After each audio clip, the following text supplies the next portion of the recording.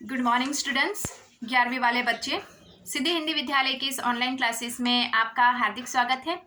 अब बच्चों, हमारा ये जो पाठ चल रहा है नमक का दारोगा, और नमक का दारोगा पाठ के जो रचयिता है वो प्रेमचंद जी है। अब यहाँ पे इसका साहित्य प्रकार कहानी है। कहानी में हमने देखा कि दो पात्र मुख्य है, पंडित आलोपी दिन और मुंशी वंशीधर। अब पंडित आलोपी दिन की गाड़ियों को वंशीधर पकड़ लेते हैं। आलोपी दिन वंशीधर को रिश्वत देने की कोशिश करते हैं और आखिरकार उनको जेल जाना पड़ता है, जहां मुकदमा चलता है और आलोपी दिन बरी हो जाते हैं। यहाँ तक बच्चों हमने कहानी में देखा। अब वहां से थोड़ा और आगे बढ़ते हैं। वकीलों ने यह फैसला सुना और उछल पड़े। कौन सा फैसला? कि पंडित आलोपी दिन यहाँ पे बाइज्जत बरी हो चुके हैं। पंडित आलोपी दिन मुस्कुराते हुए बाहर निकले। स्वजन बांधवों ने रुपए की लूट की। उदारता का सागर उमड़ पड़ा। उसकी लहरों ने अदालत की नींव तक हिला दी। जब वंशीधर बाहर निकले तो चारों ओर से उनके ऊपर व्यंग्य बाणों की वर्षा होने लगी।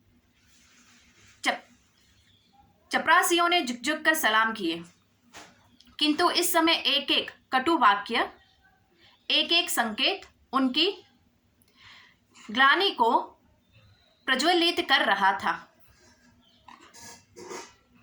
कदाचित इस मुकदमे में सफल होकर वो इस तरह अकड़ते हुए न चलते।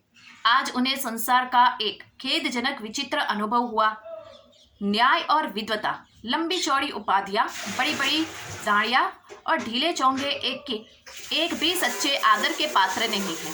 अब यहाँ पे बच्चों जितना हमने पढ़ा तो ये थोड़ा सा कल का हमने पढ़ा है, क्योंकि उसमें बताया गया कि यहाँ पे वंशीधर जो है, ये वंशीधर हार जाते हैं। उनको ऐसा लगता है कि अदालत जहाँ पे लोग न्याय मांगने के लिए आते हैं, सच्चाई के लिए यहाँ पे जीत होती है सच्चाई की, तो ऐसी जगह पे उनका यहाँ पे हार जाना ये थोड़ा अलग प्रकार का विचित्र लगता है। तो उसी प्रकार से यहाँ पे क्या होता है कि जैसे ही सबको मालूम पड़ा कि पंडित आलोपी दिन बाइज्जत बरी हो जाते हैं और सब इतने खुश हो जाते हैं, चपरासी तक उनको झुक झुक कर सलाम करते हैं। यहाँ पे व्यंग्य बाणों की वर्षा किसके ऊपर हो रही है? वंशीधर को दो बातें सुननी पड़ती है। अदालत के जजों ने भी वंशीधर को आइंदा से ऐसी गलती ना हो उसके लिए सूचना दी। इतने नहीं, यहाँ पे क्या होता है कि जैसे कि पूरा मतलब यहाँ पे बदल जाता है। यहाँ पे एक लाइन जो मैंने पढ़ी, वापस पढ़ती हूँ। न्याय और विद्वता, इंसाफ और यहाँ पे ज्ञान, विद्वता यानी ज्ञानी, तो यहाँ पे इंसाफ और ज्ञानी अर्थात ज्ञान, लंबी चौड़ी उपाधियां, लंबी चौड़ी यहाँ पे जितनी भी हमारे पास सर्टिफिकेट डिग्रियां होती हैं, बड़ी बड़ी दाढ़ियां और ढीले चोंगे एक भी सच्चे आदर के पात्र नहीं है। मतलब यहाँ पे जो ज्ञानी इंसान है, जो न्याय दिलाने वाले इंसान है, जो बड़ी बड़ी उपाधियां सर्टिफिकेट लेकर आए हुए हैं, जिनका बड़ी बड़ी दाढ़ियां यानी कि जिनका इतने सालों का अनुभव है, ठीक है, ऐसे एक भी इंसान यहाँ पे आदर पात्र नहीं है। ऐसा किसका सोचना है? वंशीधर का। क्यों? क्योंकि उनको लगता है कि लक्ष्मी के आगे यहाँ पे माँ सरस्वती झुक गई। उनको ऐसा लगता है कि अदालत में जो सच्चाई है, सच्चाई की जीत नहीं हो पाई। अब थोड़ा और आगे बढ़ते बच्चों। वंशीधर ने धन से बैर मोल ले लिया। उनका मूल्य चुकाना अनिवार्य था। कठिनता से 1 सप्ताह बीता होगा कि मुअत्तली का परवाना आ पहुंचा। कार्यपरायणता का दंड मिला। बेचारे मग्न हृदय शोक और खेद से व्यथित घर को चले। बूढ़े मुंशी को पहले ही से कुड़बुड़ा रहे थे कि चलते चलते इस लड़के को समझाना था, लेकिन इसने एक न सुनी। सब मनमानी करता है। हम तो कलवार और कसाई के दगा दे सहे, बुढ़ापे में भगत बनकर बैठे और वहाँ बस वही सूखी तनख्वाह। हमने भी तो नौकरी की है और कई ओहदेदार नहीं थे, और कोई ओहदेदार तो थे नहीं, लेकिन काम किया, दिल खोल कर किया, और आप ईमानदार बनते चले गए। घर में चाहे अंधेरा हो, मस्जिद में अवश्य दिया जलाएंगे। खेद ऐसी समझ पर है। पढ़ना लिखना सब अकारत गया। अकारत जाना यानी बेकार जाना। इसके थोड़े ही दिनों बाद जब मुंशी वंशीधर इस दुर्व्यवस्था में घर पहुंचे और बूढ़े पिताजी ने समाचार सुना तो सिर पीट लिया। सिर पीट लेना यानी दुख व्यक्त करना। बोले, जी चाहता है कि तुम्हारा और अपने सिर फोड़ लूं।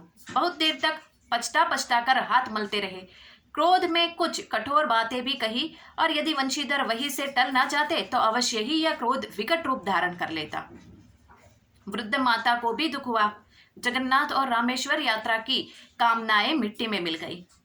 पत्नी ने तो कई दिनों तक सीधे मुंह तक बात भी नहीं की। अब यहाँ पे होता है ऐसा कि जो वंशीधर है, चलो ये न्याय का जो कोर्ट का फैसला था वो तो हो गया। करीबन 1 सप्ताह हुआ, वंशीधर अपने आप को मन ही मन कोस रहे थे, लेकिन उसी समय ऊपर से भी एक फरमान आ जाता है, उनको नौकरी से निकाल दिया जाता है। नौकरी से निकाल दिया जाता है तो यहाँ पे वो उदास हो जाते हैं, क्या करें क्या नहीं वो समझ में नहीं आता है।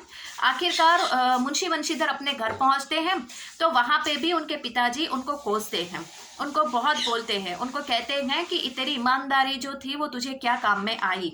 ऐसा ये कहाँ की बात हुई कि अपने घर में चाहे अंधेरा हो लेकिन मस्जिद में दिया जलाना, मतलब अपने घर में कितनी भी बुरी परिस्थिति क्यों ना हो लेकिन ईमानदारी का चोला ओढ़ के रखना ये कहाँ की बात होती है। ऐसा कौन सोचता है? वंशीधर के पिताजी।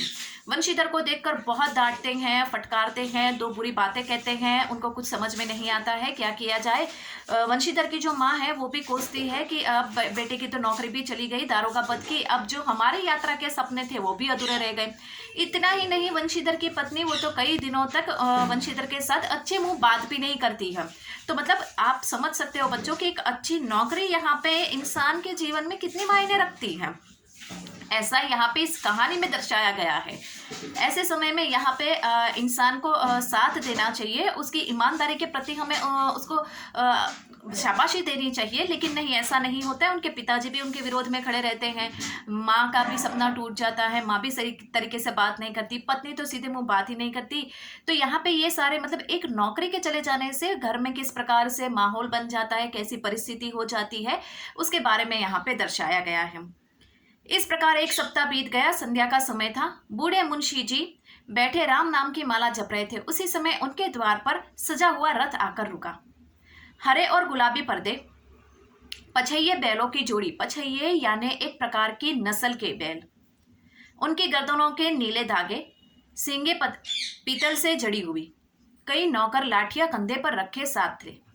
मुंशी जी अगवानी को दौड़े, देखे तो पंडित आलोपी दिन है। देखा अब क्या हुआ यहाँ पे, जैसे कि यहाँ पे क्या होता है, कई दिन ऐसे बीत गए, घर में इस तरह से माहौल तंग दिल वाला बना रहा, गमगीन और दुखी उदास का बना रहा। ठीक उसी समय क्या होता है कि 1 सप्ताह के बाद शाम के वक्त उनके द्वार यानी वंशीधर के घर के पास, उनके दरवाजे के पास एक रथ आके खड़ा रहता है जो बहुत सजीला होता है। कई सारे जो नौकर होते हैं वो अपने कंधे पर लाठियां लिए उस रथ के पीछे भाग रहे थे। वो रथ में जो बैल थे वो भी बहुत ऊंची जाति के नस्ल के दिखाई दे रहे थे। बैल के जो सींग थे उसमें भी पीतल की तरह लगा हुआ था। इतना ही नहीं, ये बैल भी बहुत सजा धजा के आए हुए थे। और उस समय ये जो बूढ़े वंशीधर के जो मतलब पिताजी है, वंशीधर के पिताजी जो बूढ़े हो चुके हैं, वो राम नाम की माला जप रहे थे। आगे वाली यानी मेहमान जब आते हैं तो हम उनका स्वागत करने के लिए दरवाजे के पास जाते हैं, तो उसी तरह से वंशीधर के पिताजी दौड़ते हुए गए और उन्होंने देखा कि रथ में से कौन उतर रहा है, पंडित आलोपी दिन। तो बच्चों आज हम यहाँ पे रुकते हैं इस वीडियो में। यहाँ पे हमने इस पाठ में ये देखा कि किस प्रकार से यहाँ पे स्थिति जो होती है वो बदल जाती है, किस प्रकार से लोगों की सोच बदल जाती है। यहाँ पे वंशीधर जो होते हैं, वंशीधर को अपनी ईमानदारी का क्या फल मिलता है, ये आगे वाले पाठ में जैसे जैसे हम वीडियो में पढ़ेंगे उस वैसे वैसे हम देखेंगे कि किस प्रकार से यहाँ पे स्थिति हो जाती है, कि किस प्रकार से यहाँ पे ईमानदारी जो होती है वो ईमानदारी की कद्र जो सच्चा इंसान होता है, जैसे कि यहाँ पे पंडित आलोपी दिन जो लक्ष्मी के ऊपर इतने सालों से विश्वास करते थे, क्योंकि उनको ऐसा था कि पैसों से वो सब कुछ खरीद सकते हैं, और आज तक उनको मिले भी ऐसे ही इंसान, बहुत सारे दारोगा उनको ऐसे ही मिले जो पैसों के नाम पे अपना ईमान बेचते थे। लेकिन यहाँ पे अब थोड़ा अलग हो गया। वंशीधर ने अपनी पहचान एक ईमानदार इंसान से करवाई कि ईमानदारी होती क्या है। तो बच्चों यहाँ पे हम रुकते हैं, आगे वाले वीडियो में हम इससे आगे का जो हिस्सा है वो देखेंगे। तब तक के लिए थैंक यू।